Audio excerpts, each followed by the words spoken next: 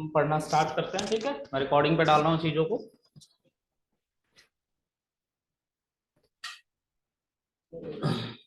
तो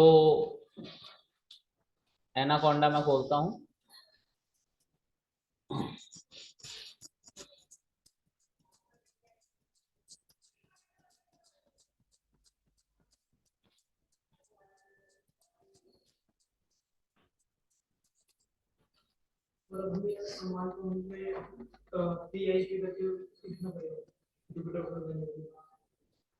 आप लिखो, कोई दिक्कत नहीं है।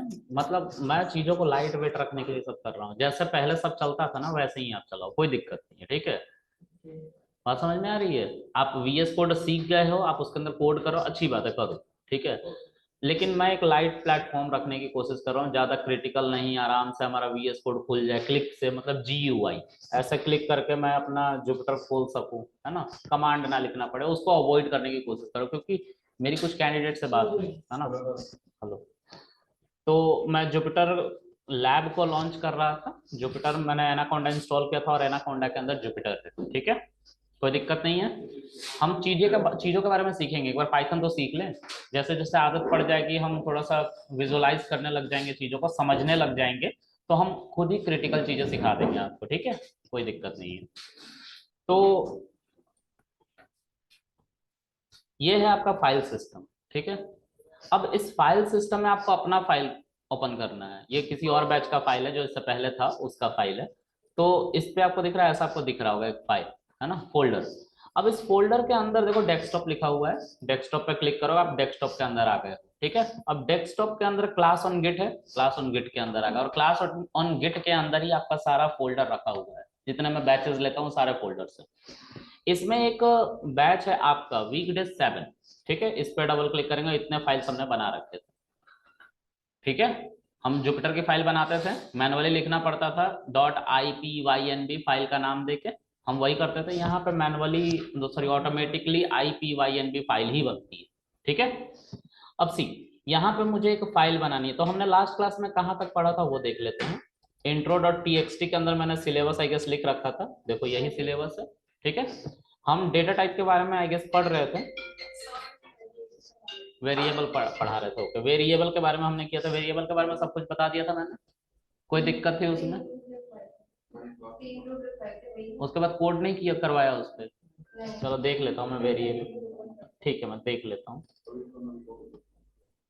नहीं, मैंने तो करवा रखा है, देखो। चलो मैं फिर से बता देता हूँ।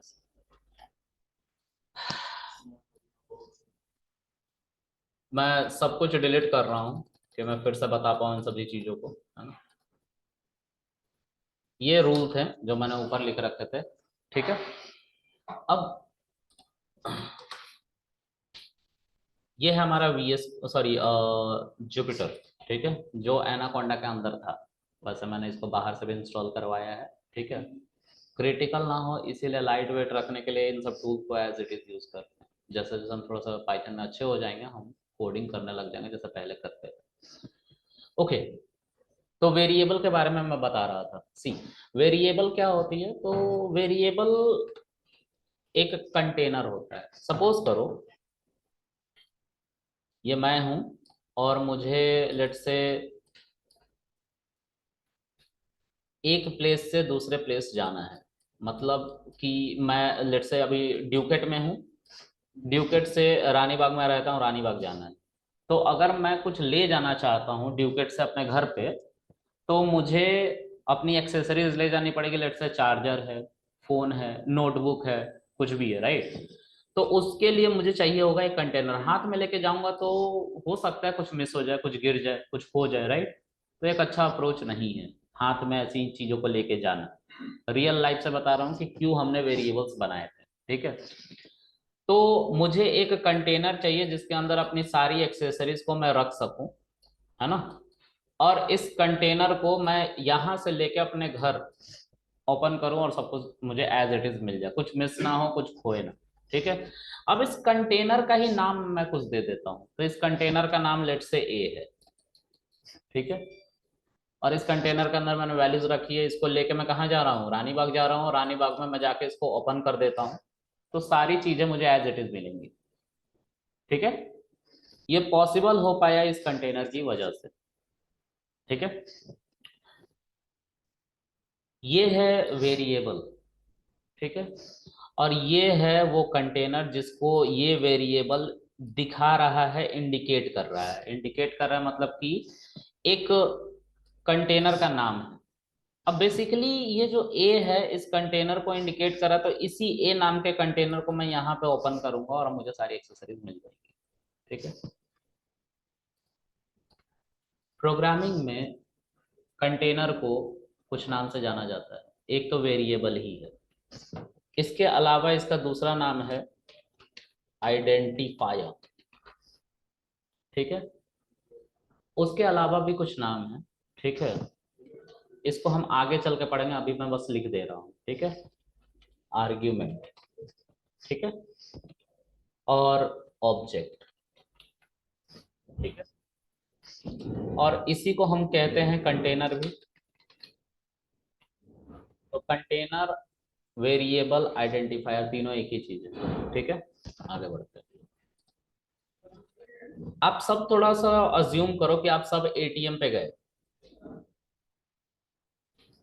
एटीएम पे जाने के बाद आपको एक कार्ड इंसर्ट करना होता है एटीएम के अंदर। ठीक है, और जब आप उस एटीएम को इंसर्ट करते हो एटीएम मशीन के अंदर एटीएम कार्ड को, तो उस पे एक ब्लैक कलर का स्ट्रैप होता है जो MICR स्ट्रैप कहलाता है, ब्लैक कलर का। उसके ऊपर कुछ कोड लिखे रहते हैं जो एक स्कैनर से ही पढ़े जा सकते हैं। ठीक है, अब जब भी आप इस कार्ड को इंसर्ट करते हो एटीएम में, एटीएम उस कार्ड को पहले तो ये चेक करता है कि वो कार्ड क्या एटीएम कार्ड ही है। अगर होगा तभी उसका MICR स्ट्रैप उसके ऊपर होगा, वरना नहीं होगा। और नहीं होगा तो बेसिकली हमें ऑप्शन नहीं पूछेगा ये फर्दर कि अपना एटीएम पिन डालो। अगर वो एटीएम कार्ड नहीं होगा तो एटीएम पिन भी नहीं पूछेगा, राइट। पहले वो डिटेक्ट करेगा कि क्या ये एटीएम कार्ड है। उस एटीएम कार्ड का जो ये स्ट्रैप पे जो भी लिखा हुआ है उसको एक वेरिएबल में रख के, मान लेते हैं वो ए वेरिएबल है, उसको इंटरनेट पे भेजता है। और इंटरनेट पे कहीं दूर हमारा सर्वर रखा हुआ होता है जिसके अंदर सारा डेटा रखा होता है कार्ड से रिलेटेड। बैंकिंग का सॉफ्टवेयर सर्वर होगा, उसके अंदर चेक किया जाता है इस ए नाम के वेरिएबल में रखे हुए कार्ड नंबर को, कि क्या ये कार्ड नंबर 1 2 3 4 कुछ भी का मान लो एक कार्ड नंबर है, जो एटीएम का कार्ड नंबर है, वो एक वेरिएबल में रख के कहाँ फ्लोट कराया गया, इंटरनेट पे। अब उसके साथ साथ पैरेलली हमें एक इंस्ट्रक्शन यहाँ पे हमसे मांगा जा रहा है कि भाई अपना एटीएम का पिन बताओ। अब वो 4 डिजिट हो सकता है, 6 डिजिट हो सकता है। तो मैंने अपना 4 डिजिट एटीएम पिन बता दिया, सर ये मेरा एटीएम पिन है। ठीक है, इस एटीएम पिन को मैंने जैसे ही इंसर्ट किया उसको एक दूसरे वेरिएबल में रख के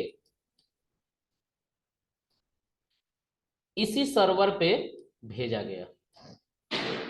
आप समझ रहे हो। तो अब ये card number plus ATM number दोनों को मैच कराएगा। क्या इस कार्ड नंबर के साथ ये ATM sorry pin number match हो रहा है? अगर हो रहा है तो यूजर को यहां से एक रिस्पॉन्स दो, रिस्पॉन्स दो एक वेरिएबल में, और वो होगा लेट्स से ट्रू। अगर कार्ड नंबर मैच कर गया तो, और फिर उसको बोला जाएगा ठीक है आप जितनी सर्विसेज है जैसे balance enquiry, fund transfer, withdrawal, ये सारे ऑप्शंस दिखाए जाएंगे। तो देखो थोड़ा सा अज्यूम करो, अगर ये वेरिएबल नहीं होते तो हम अपने डेटा को इंटरनेट पे पहली बार फ्लोट नहीं करा पाते। वेरिएबल इसीलिए जरूरी थे।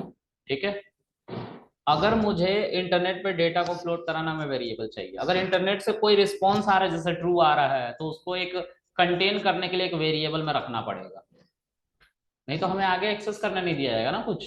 तो इसलिए वेरिएबल की जरूरत है। अब वेरिएबल का जो वेरिएबल एक कंटेनर है, कंटेनर का साइज कौन डिसाइड करेगा? तो पाइथन ने इसकी जिम्मेदारी अपने ऊपर ले रखी है। कहने का क्या मतलब है, तो थोड़ा सोचो आप, a is equal to let say 10 एक इंटीजर है, एक डेटा टाइप जिसका नाम इंटीजर है, वो नंबर को इंटीजर कहता है पाइथन। ये एक कंटेनर में हो, उस कंटेनर का साइज देखने से ही पता चला है छोटा सा है, ठीक है। एक और वेरिएबल है लेट्स से बी, इसमें एक बहुत बड़ी वैल्यू रखी हुई है। अब आप देख के पता चल रहा है कि इसको रखने के लिए हमें एक बड़ा कंटेनर बनाना पड़ेगा। तो पाइथन ने इसकी जिम्मेदारी अपने ऊपर ले रखी है पूरी तरीके से, जैसा वेरिएबल होगा तुम्हारा उसकी वैल्यू जैसी होगी उतना बड़ा हम आपको कंटेनर प्रोवाइड कराएंगे। ठीक है। हम इस कंटेनर के अंदर रखी हुई वैल्यू को एक जगह से दूसरी जगह अपने प्रोग्राम में यूज कर सकते हैं अगर किसी वेरिएबल को दे दिया तो। ठीक है। तो बेसिकली ये जो बी नाम का वेरिएबल है ये इस कंटेनर को इंडिकेट तो कर रहा है, लेकिन इक्वल बस कर देने से नहीं कर रहा। वो बेसिकली बी एक आईडी को डिनोट कर रहा था, जो आईडी कुछ भी हो सकती है। मान के चलो ये एक आईडी ऐसे ही बहुत बड़ी आईडी होती है। ठीक है। क्योंकि ये जो वैल्यू है और ये जो कंटेनर बना हुआ है वो एक मेमोरी में स्टोर्ड है, जिसको आप प्राइमरी मेमोरी कहते हो रैम, और सेकेंडरी मेमोरी हार्ड डिस्क होती है। क्योंकि आप जब भी कोडिंग कर रहे होते हो वो कोडिंग कहाँ चलता है, रैम पे। ठीक है। आप कोई भी सॉफ्टवेयर इंस्टॉल करो वो आपके हार्ड डिस्क में रहता है, लेकिन जैसे ही आप उसको डबल क्लिक करते हो वो खुलता है, वो खुलता है तो पूरी तरीके से रैम पे आता है। इसीलिए रैम बनाया गया था। बात समझ में आ रही है? ऑपरेशन जितने हैं सब मैनेज कौन कर रहा है, रैम कर रहा है। तो उसी तरीके से ये जो बी है, बी ये वैल्यू को रख रहा है अपने अंदर एक कंटेनर के अंदर। तो बी इस कंटेनर को नहीं इंडिकेट कर रहा है, बी बेसिकली इसको इंडिकेट कर रहा है, इस आईडी को। आप बी जब भी प्रिंट कराओगे ऐसे करके, पाइथन में ऐसे ही प्रिंट कराते हैं, बी को प्रिंट कराओगे तो बी बेसिकली इस आईडी को कॉल करेगा, लेकिन इस आईडी को प्रिंट नहीं करेगा, इसके अंदर रखी हुई उस वैल्यू को प्रिंट करेगा जिसको आप प्रिंट कराना चाहते थे। बात समझ में आ गई? अब आप बोलोगे कि सर अगर ये आईडी है तो इस आईडी को अगर मैं प्रिंट कराना चाहूं तो कैसे कराऊंगा? तो उसके लिए भी एक फंक्शन बनाया गया जिसका नाम है आईडी फंक्शन। उसके अंदर आपको लिखना पड़ेगा बी। जैसे ही आप आईडी फंक्शन के अंदर बी लिखोगे ये आपकी आईडी अपीयर हो जाएगी। समझ में आ रही बात? तो हम इसको करके देखते हैं। ठीक है। a is equal to 10। ठीक है। ये हमारी मेमोरी में आ चुका है। जैसे ही मैंने इस शेल को चलाया, शिफ्ट एंटर करके, शिफ्ट और एंटर को प्रेस करोगे शेल चलता है। ठीक है। तो अब हमारी मेमोरी में a आ गया है। जब भी आप प्रिंट a करोगे तो 10 प्रिंट हो रहा है। कोई दिक्कत है यहां तक? ठीक है। अब मैंने बोला था कि a जो है वो 10 को नहीं कॉल कर रहा, 10 जहां पे रखा हुआ है उसके आईडी को कॉल कर रहा है। यही तो बोला था मैंने अभी। तो उस आईडी को हमें देखना है तो हमें आईडी नाम का एक फंक्शन भी दिया गया है, और उस आईडी नाम के फंक्शन के अंदर ए हम लिखेंगे, और उसको अगर हमें देखना है एड्रेस को, तो हमें इस पूरे वैल्यू को क्या करना पड़ेगा, प्रिंट करना पड़ेगा, तभी तो देख पाएंगे। और देखो वो वैल्यू आ रही है जो बहुत बड़ी सी वैल्यू थी, आईडी थी वो बेसिकली किसकी, हमारे वेरिएबल की। वेरिएबल क्या था, ए के अंदर क्या स्टोर्ड था, 10। तो 10 ने जो ए जब हमने कॉल किया और आईडी कॉल करी तो उस ए ने उस आईडी को अपीयर करवाया। ठीक है। और हम ऐसे अगर प्रिंट में ए रख दें तो वो आईडी को कॉल करवाता है, लेकिन आईडी के अंदर रखे हुए वैल्यू को बेसिकली प्रिंट करके हमें देता है जो ऊपर में कर रहा है। क्लियर है इतनी बात? कुछ दिक्कत है तो? बिल्कुल बिल्कुल। अभी मैं कुछ एक यूज केस भी इसका बताता हूँ, थोड़ा सा देखते हैं। सपोज करें आप कि एक बी नाम का वेरिएबल है। ठीक है। इसकी वैल्यू 20 है। हम b is equal to 20 denote कर रहे हैं, शिफ्ट एंटर करूंगा तो ये मेमोरी में आएगी, लेकिन मेमोरी में आने के बाद ये कंटेनर में चली जाएगी, और उस कंटेनर को हम किससे डिनोट कर रहे हैं, b से। तो b किसको बेसिकली डिनोट कर रहा है, कंटेनर को। लेकिन अभी तो मैंने बोला कि कंटेनर को नहीं, कंटेनर की आईडी को डिनोट कर रहा है। यही तो बोला मैंने अभी। तो जब हम प्रिंट b कर रहे थे तो हमें बेसिकली 20 मिल रहा, लेकिन बी ने तो आईडी को डिनोट कर रखा है। अब उस आईडी को देखना चाहेंगे हम, तो आईडी नाम का फंक्शन हम बुलाएंगे, उसके अंदर बी को रखेंगे, और फिर हम इसको प्रिंट करेंगे। जब प्रिंट करेंगे तो हमें एक नई आईडी मिलेगी। जो ऊपर वाले से अलग है ना। अब आप थोड़ा सोचें इसको, अगर मैं प्रिंट करूं a प्लस बी तो क्या आंसर मिलना चाहिए? दोनों का सम मिलना चाहिए 30। तो आपको क्या लगता है 30 मिलेगा कि एक आईडी की वैल्यू मिलेगी?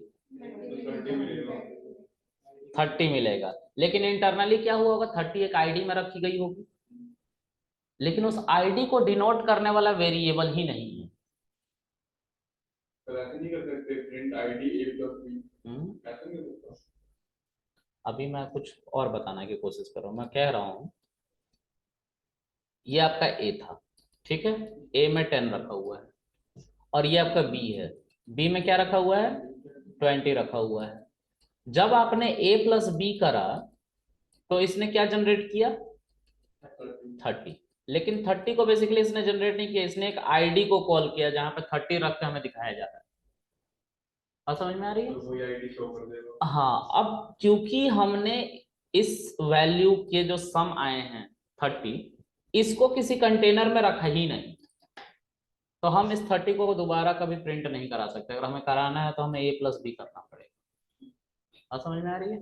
आईडी तो जनरेट हुई, लेकिन उस आईडी को कोई दिखा नहीं रहा है, तो ऐसा डेटा जो होता है वो गार्बेज डेटा कहलाता है। गार्बेज डेटा वो होते हैं जो मेमोरी में होते हैं, लेकिन उसको हम यूज नहीं कर सकते क्योंकि उसको कोई डिनोट नहीं कर रहा है, कोई दिखा नहीं रहा है। जैसे 10 था वो एक गार्बेज वैल्यू नहीं, उसको ए दिखा रहा है। 20 था उसको बी दिखा रहा है, वो भी गार्बेज वैल्यू नहीं, लेकिन 30 एक गार्बेज वैल्यू है क्योंकि उसको कोई नहीं दिखा रहा है ना। वो तो गार्बेज जो आप बता रहे हो तो a प्लस करके a प्लस बी करके आया ना, तभी जाके वो। हाँ बिल्कुल। अब देखो, इसको सी नाम का वेरिएबल में मैं रखूं और प्रिंट सी करूं तो अब ये गार्बेज वैल्यू नहीं रहेगी।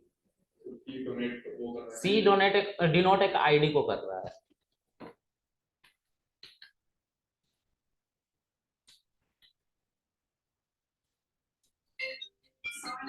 आईडी आई, और आप प्रिंट सी कर रहे थे ऊपर में तो 30 आ रहा था नॉर्मल, और जब आईडी चेक करने की आपने कोशिश करी तो ये आईडी आ रही है बड़ी सी।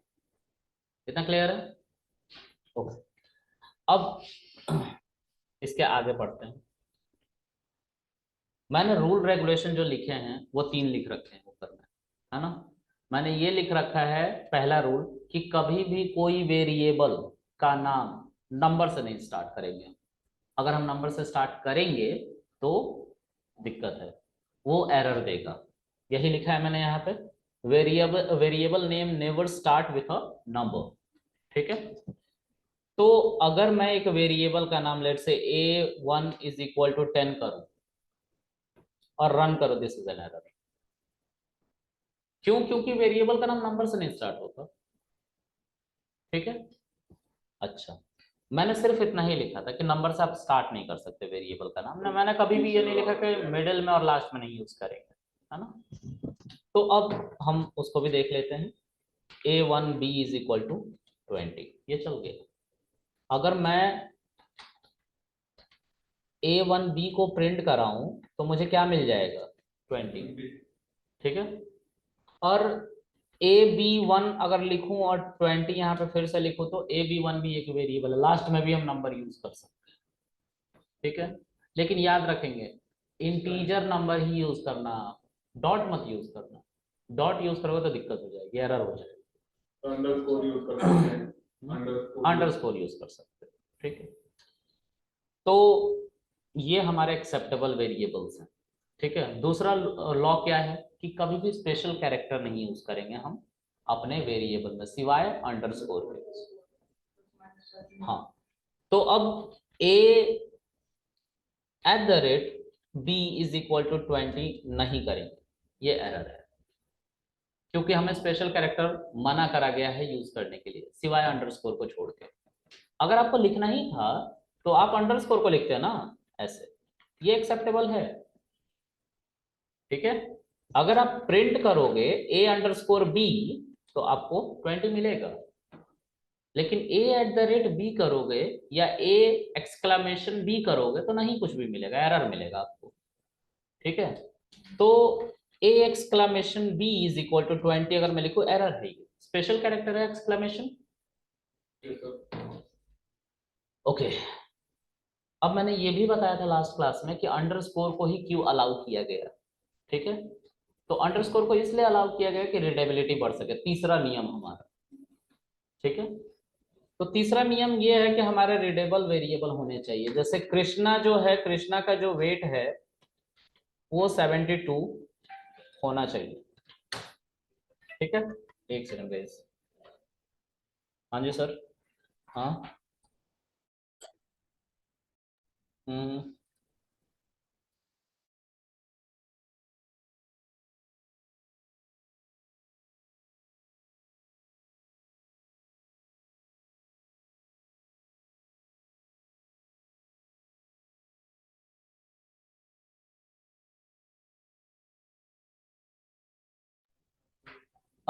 भरत और ज्योति फिर से आप ज्वाइन कर ले मीटिंग, क्योंकि मीटिंग डिस्कनेक्ट होने वाली है। मैं रीस्टार्ट करता हूँ। ओके।